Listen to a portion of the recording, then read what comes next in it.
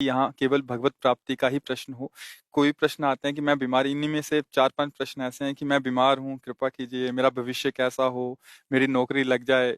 ये महाराज जी इसमें सबके लिए आपका क्या उपदेश? हाँ ठीक है, सबके अंदर भावना होती है कि भगवान या संत जनों के पास जाकर हमारी समस्याओं का समाधान हो, उनका अच्छा विचार है। पर पहली बात तो हमारे में सामर्थ्य नहीं है ऐसी, हम अपने में सामर्थ्य नहीं देखते कि हम किसी की कामनाएं पूर्ण कर सके, क्योंकि हम भगवद आश्रित हैं। प्रेम समुद्र करुणा निधान भगवान सबका मंगल करते हैं। उन्हीं के नाम का जप करो, उन्हीं के चरणों का आश्रय ले लो, तो तुम्हारी कोई भी कामना ऐसी नहीं है जो पूर्ण ना हो जाए।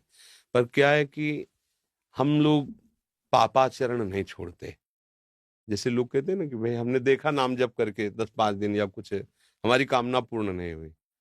नाम जप तो आप थोड़ा करें, इसके बाद जो पापाचरण कर रहे हैं, जो गलत किसी भी कामना की पूर्ति के लिए अगर राक्षसों ने भी अनुष्ठान किया तो आप पढ़ के देख लो। सब असत आचरणों का त्याग करके ऋषि मुनियों की तरह उन्होंने साधना की, मंत्र सिद्ध किया, फिर वो राक्षसी में उतर गए, पर साधना की है उन्होंने।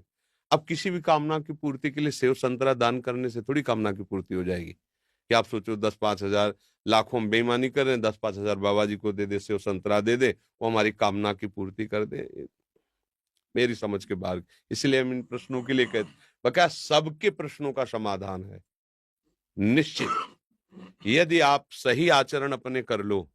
क्योंकि तुम्हारे दुख का कारण तुम्हारे बुरे आचरण है पुराने, और अभी तुम नए बुरे आचरण कर रहे हो, तो अब थोड़ा भी सुकृत करोगे तो बुरे आचरण फन काट करके खड़े हो जाएंगे तुम्हारे नाश के लिए। क्योंकि वो नष्ट नहीं होना चाहेंगे, तुम्हें दंड देंगे, तो तुम्हारे सुकृत से अश्रद्धा कर देंगे, संतों से अश्रद्धा कर देंगे, भजन में अरुचि पैदा कर देंगे, और वो फिर आक्रमण करेंगे। और वो जब तक अशुचि कर्म तुम्हारे हैं, तब तक तुम्हें वो सुखी नहीं होने देंगे। अगर नौकरी भी लग गई है, फैक्ट्री भी चल रही है, तो ऐसी बाधा खड़े करेंगे और टेंशन मुक्त नहीं हो सकते। तब लगी कुशल न जीव को सपने मन विश्राम, जब लगी भजत न राम को शोक धाम तज काम। पक्का सिद्धांत है। आप सब अपने आचरण सुधार लो, खान पान सुधार लो, और अगर थोड़ा भी रामकृष्ण हरि जपोगे तो तुम्हारा मंगल हो जाएगा। कौन ऐसा काम है जो भगवान की कृपा से ना हो जाए? पर हम भगवान की कृपा का आदर कहाँ करते हैं? मन मानी हम विषय भोगें, गंदे आचरण करें, और कुछ बिहारी जी या किसी संत को हम देख के अपना काम बनाना चाहें, तो यहाँ घूस नहीं चलती। अगर तुम्हें अपनी कामना की पूर्ति करनी तो पहले आचरणों को संभालो। आप अपने आचरणों को ठीक करो, जो मूल बात है। ऊपर पेंट पोतने से कुछ नहीं होगा, नीचे नींव मजबूत नहीं, पूरा ढह जाएगा।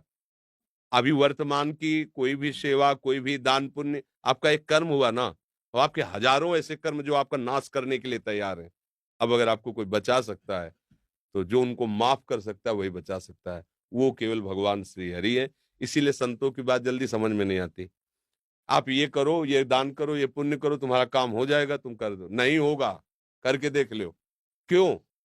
क्योंकि जो तुम दान पुण्य कर रहे हो ये इतना बड़ा है, और तुम्हारे पहाड़ जैसे पाप जमा हो, तुम्हें सुखी कैसे होने देंगे? तब तुम्हें अश्रद्धा हो जाएगी कि तो इसलिए मूल बात है, कोई भी ऐसी बात नहीं जो हमारे भगवान पूर्ण ना कर सके।